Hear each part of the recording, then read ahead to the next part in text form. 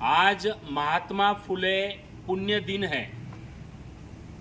और महात्मा फुले पुण्य दिन की हम सभी महात्मा फुले जी को आज याद करने वाले हैं। एक थोर समाज सुधारक, अच्छे लेखक, स्त्री शिक्षण के पुरस्कर्ते और जो हमारे गलत रूढ़ी और परंपरा थे उनको समाप्त करने वाले ऐसे महान पुरुष की आज पुण्यतिथि है। तो आज हम उन पुण्यतिथि के निमित्त में आज उनका स्मरण करने वाले हैं। उनका एक बहुत अच्छा कोट है जो हमेशा हमें याद रखना चाहिए।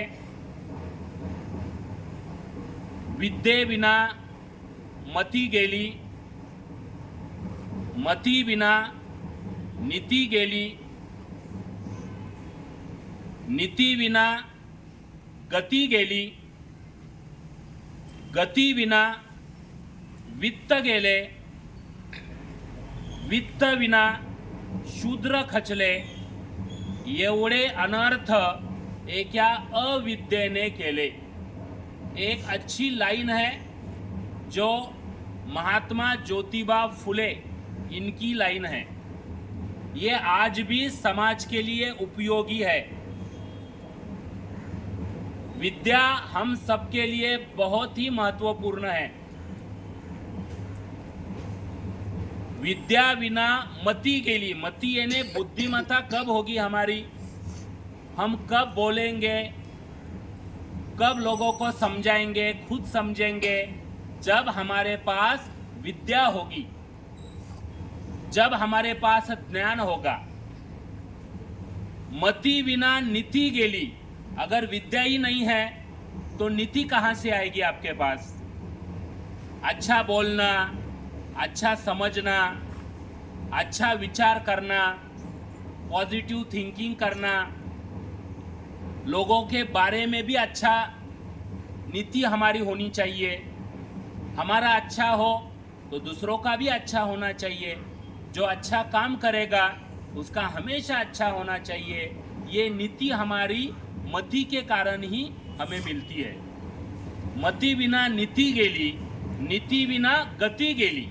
अगर हमारे पास नीतिमत्ता ही नहीं है तो स्पीड नहीं आएगी हमारे व्यक्तिमत्व को। स्पीड के लिए हमारे पास नीति होनी चाहिए। नीति बिना गति गेली, गति बिना वित्त गेले। अब गति ही नहीं है हमारे जीवन में तो हम कुछ कमा नहीं सकते, हमारा नाम नहीं हो सकता, हमें कुछ जो बिजनेस है हमारा या जो भी हम करने वाले हैं उसमें हम प्रगति नहीं कर सकते। यानी गति विना वित्त गेले, वित्त विना शूद्र खचले। अब शूद्र किसको कहा है उन्होंने कहा है कि जिसके पास विद्या नहीं है, जिनके पास नीति नहीं है, जिनके पास मति या गति भी नहीं है, उनको उन्होंने शूद्र कहा है। तो जो विद्या नहीं लेंगे वो शूद्र कहलाएंगे।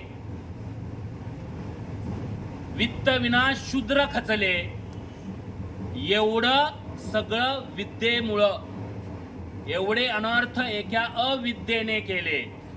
ये सब जो अनर्थ होगा ये हमारे पास ज्ञान नहीं है, इसके कारण होने वाला है। इसलिए हमेशा ज्ञान लेते रहना चाहिए, अच्छे लोगों के संगत में रहना चाहिए। सुसंगति सदा घड़ो, सुजन वाक्य कानी पड़ो। आप अच्छे लोगों के साथ रहेंगे तो आपका ही अच्छा होने वाला है। समझो आप 8 आपके फ्रेंड हैं और सभी स्टडी करने वाले हैं, तो आप थोड़ा कम भी स्टडी करने वाले हैं तो आप उनके कारण आपकी भी स्टडी बढ़ने वाली है। अगर 8 आपके ऐसे फ्रेंड्स हैं जो बिल्कुल स्टडी नहीं करते,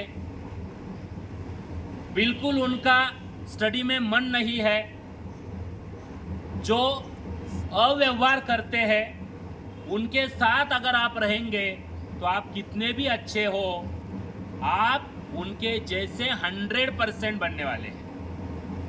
तो इसीलिए हमें सोचना है कि हमें किनके साथ रहना है।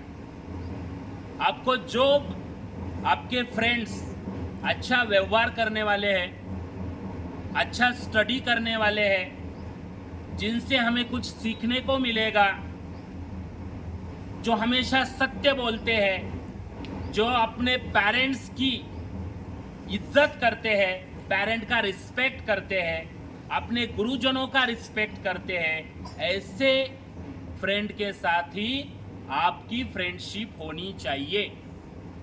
अगर गलत लोगों के साथ आप रहेंगे तो आपका गलत ही होने वाला है। तो इसीलिए एक उदाहरण मैं आपको देता हूं कि आपका एटीट्यूड कैसा होना चाहिए। एक कंपनी थी शूज बनाने वाली, और उन्होंने कहा कि ये ऐसा देश है और वहां पे हमें शू की फैक्ट्री डालनी है, 100 करोड़ की डालनी है। तो देखो जरा सर्वे करो आप, क्या क्या है वहां पे, कितने लोगों को जरूरत है। तो एक को उसकी उन्होंने जवाबदारी दी, कंपनी के जो एमडी थे उन्होंने उनको जवाबदारी दे दी।